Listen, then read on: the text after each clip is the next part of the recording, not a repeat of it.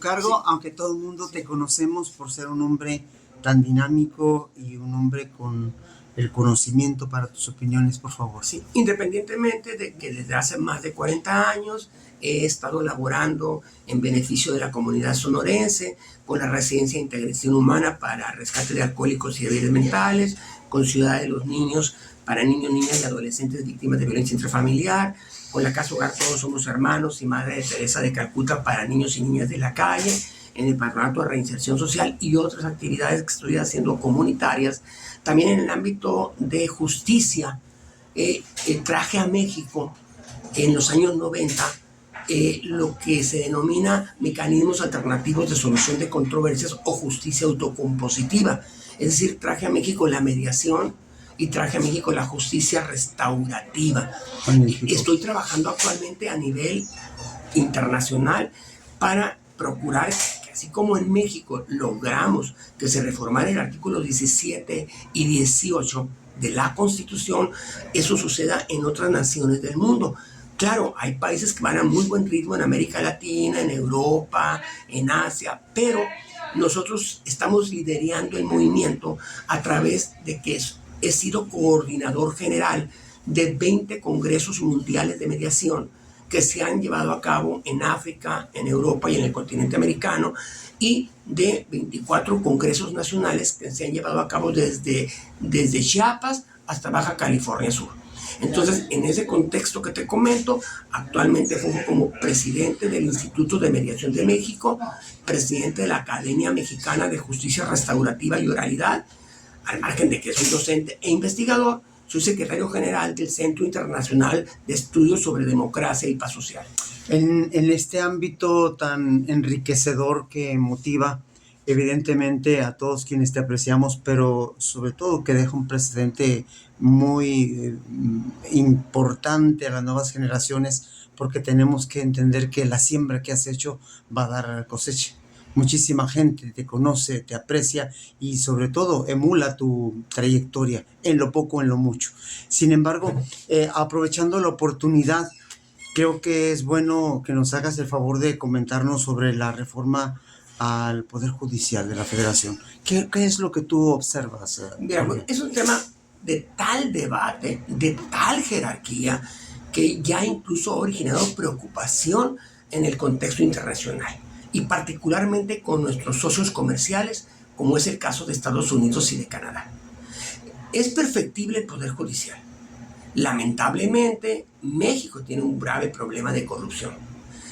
No escapa a la corrupción el Poder Judicial Federal, pero en términos generales podemos hablar de que en su mayoría quienes lo integran son personas honestas. Necesita el Poder Judicial, en consecuencia, reformas significativas, mecanismos a través de los cuales, sobre todo ministros y ministras, puedan ser designados con certidumbre de que son las personas del más alto perfil intelectual para decir los casos complejos que se llevan en tribunales. Sin embargo, pensar en lo que toca a jueces de distrito, a magistrados de tribunales colegiados, unitarios, en que estos sean designados por voto popular, abre una gran interrogación. Y yo siento que el problema clave está en el hecho de que no se quiere atender en la Constitución a la profundidad que un cuerpo de altísimo perfil deba tener para seleccionar en razón no de la ideología, sino del conocimiento del derecho a las personas que van a ocupar los puestos públicos. Que quienes aparezcan en boleta para que se vote, que no se piense en que es afín a una ideología política, porque como miramos la imagen de la justicia, esa venda tiene como propósito mostrar la imparcialidad, mostrar la neutralidad en cuanto al hecho de que no está la justicia para favorecer a alguien, ni políticamente, ni ideológicamente, ni económicamente, ni para favorecer al crimen organizado. Entonces, si nosotros miramos en el mundo, los ejercicios que se han hecho, como el caso de Bolivia, no han sido exitosos. Entonces, Fue contraproducente. bueno, simplemente no han sido exitosos y no favorece a que haya mejorado la justicia. Sí, es importante ya a esas alturas, en esta conversación, se aprobó en la Cámara de Diputados la reforma, que es una reforma monumental, porque debemos recordar que la Constitución es el contrato social que nos hemos dado en México para la convivencia de todas las personas que habitamos y vivimos o transitamos por este país.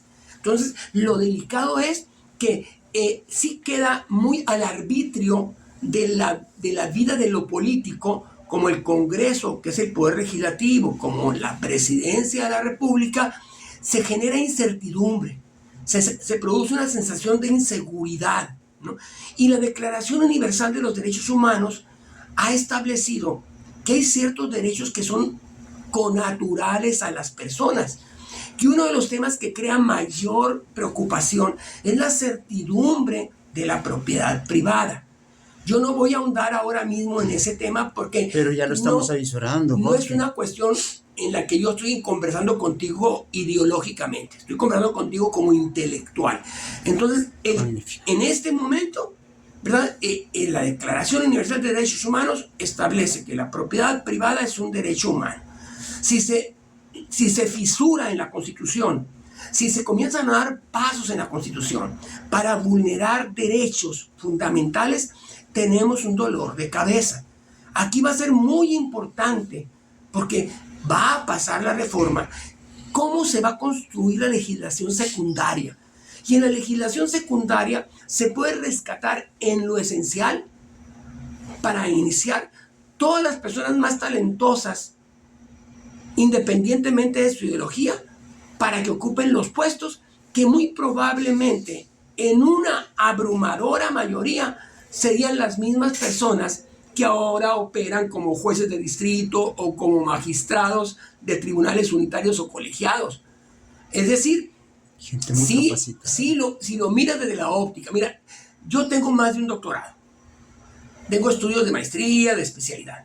Si tú me ofrecieras ahora, en este momento, el hecho de que me van a proponer para que opere como magistrado, no me siento apto y en consecuencia yo diría, disculpen, ¿verdad? No tengo las condiciones, no sé administrar un tribunal, desconozco el diseño, la estructura, la lectura que tiene un funcionario judicial que ha ido poco a poco en su mente construyendo un modo de pensar, un modo de sentarse, reflexionar y hacer justicia.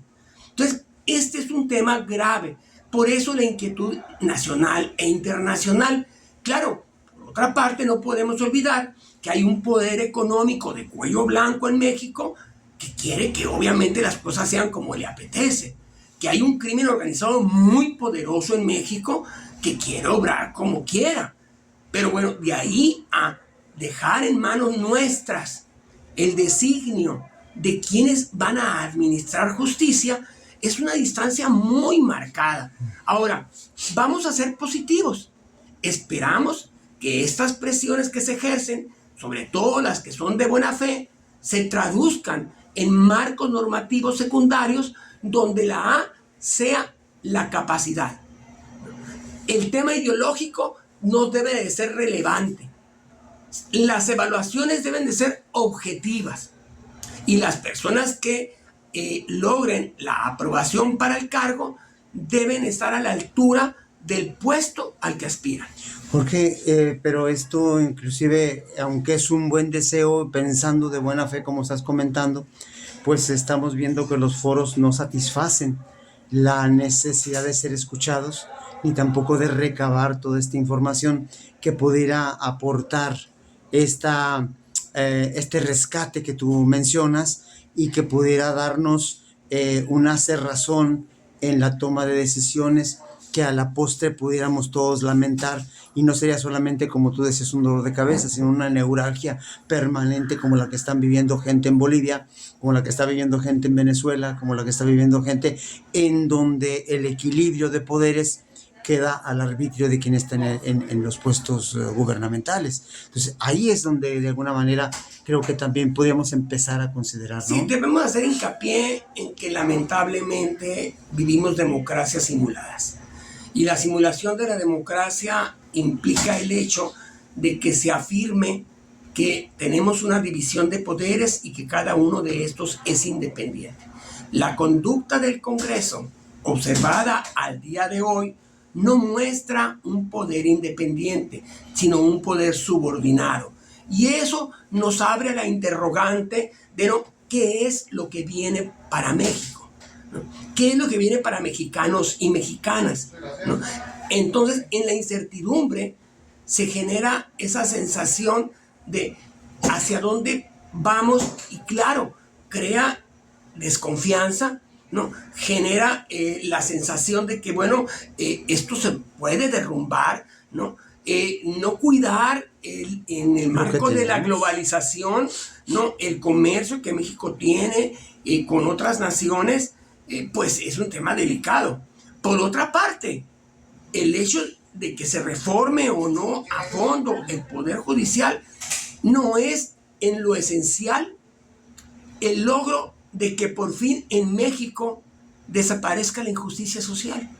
Entonces, debe en todo caso el Estado mexicano ingeniar políticas públicas, poner orden en las personas de poder económico, político e incluso criminal, a efectos de que se realmente pueda trabajar en rescatar a seres humanos que viven como subhumanos, a personas que viven en condiciones deplorables económicamente, una vulnerabilidad que no soluciona incluso un aporte mensual o bimensual para que sobrevivan. En lugar de dar el pez, enseña a pescar. México necesita muchos millones de pescadores para que se pueda salir de la realidad en que vivimos. Y no es con la reforma del Poder Judicial. Eso tiene que ver sobre todo con el Poder Ejecutivo y claro con el Poder Legislativo para que las normas que nos rijan equilibren nuestra realidad. Y que, claro, un país que no apuesta a la productividad, al desarrollo socioeconómico, político y cultural, es un país que está condenado a vivir en las condiciones en las que no solo se encuentra México, sino el Caribe, Centroamérica y algunas naciones de África y Asia. Es decir, este tema que es tan delicado puede colocar en riesgo la estabilidad socioeconómica de nuestro país y llevarnos a una situación de mayor vulnerabilidad para las personas que aparentemente no tienen nada que perder, pero por lo menos llevan a su mesa frijoles. O sea, necesitamos que urgentemente las personas que se han decantado por cuestionar abiertamente lo que está pasando, no se baje la guardia y bueno, se tiene la mayoría calificada, ¿no? Probablemente en el Senado ingenien para que también suceda lo mismo y entonces el Ejecutivo de la Nación debe estar al pendiente de que hay una fuerza muy potente ciudadana que no va a permitir que a alguien se le asigne un puesto porque es de la misma ideología.